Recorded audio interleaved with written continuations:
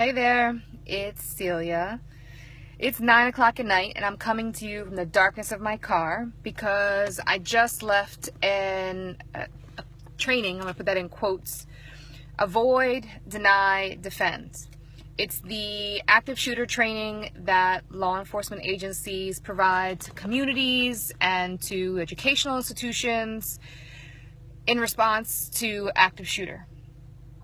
And I tell you, I think my blood pressure is probably a little high right now, and I don't have blood pressure issues.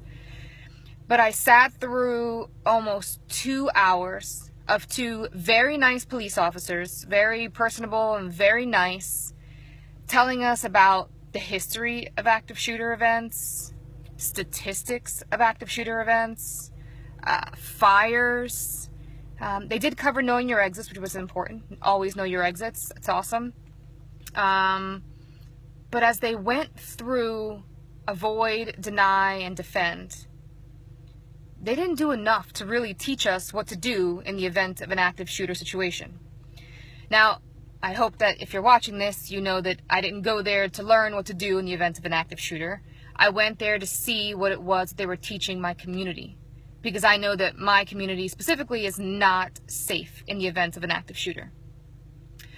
So I was shocked. And I had sat through this presentation probably about 2.5 years ago, maybe 3 years ago, and it might even be more than that now. And I was hoping that it had improved over the years, but it hasn't. It's exactly the same. They haven't even updated the stats since 2014. They didn't teach us what to do in the event of an active shooter, except for go into a room, barricade. They played a lot of videos, and then defend yourself.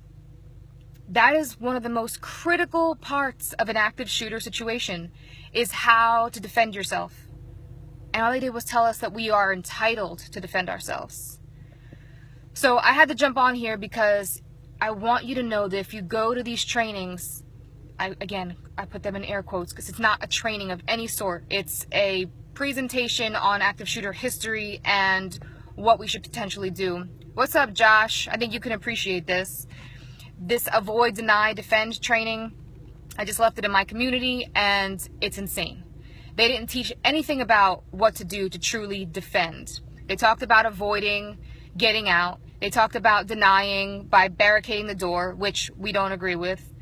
And then they failed to tell people what they could actually do to defend themselves in the event of an active shooter situation. They said you could defend yourself, but they didn't tell you how to defend yourself. So if you find yourself at one of these trainings, ask the question. But more importantly, go out and get the training on your own. Don't wait. Don't wait. Yeah, you're exactly right, Josh. We don't call them active shooters. We call them active killers.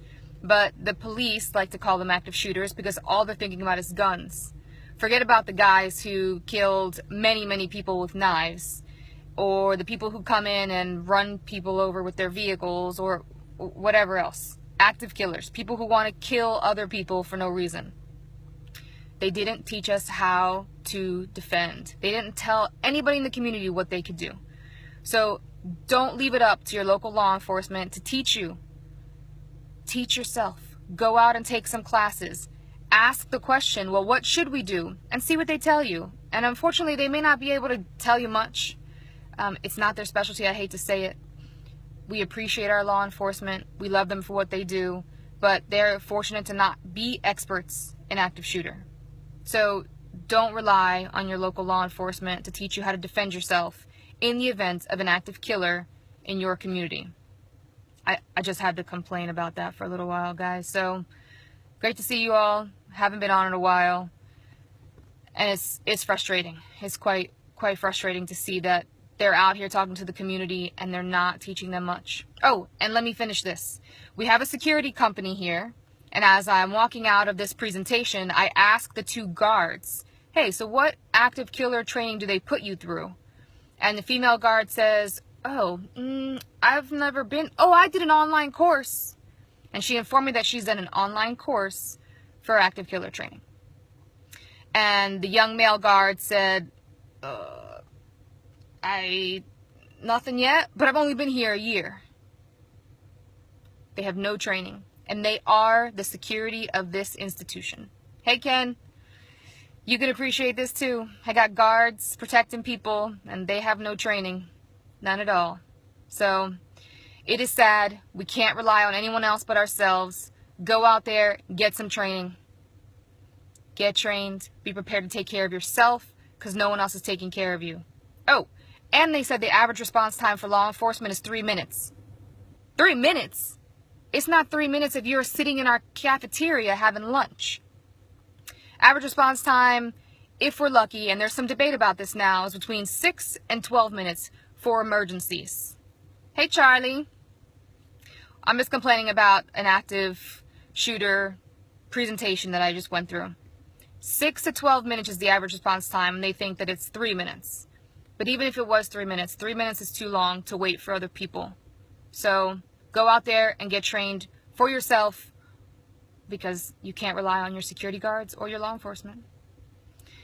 All right, I think that's my rant for the night. Thanks, guys. Thanks for watching. Take care. We'll talk to you soon. Bye.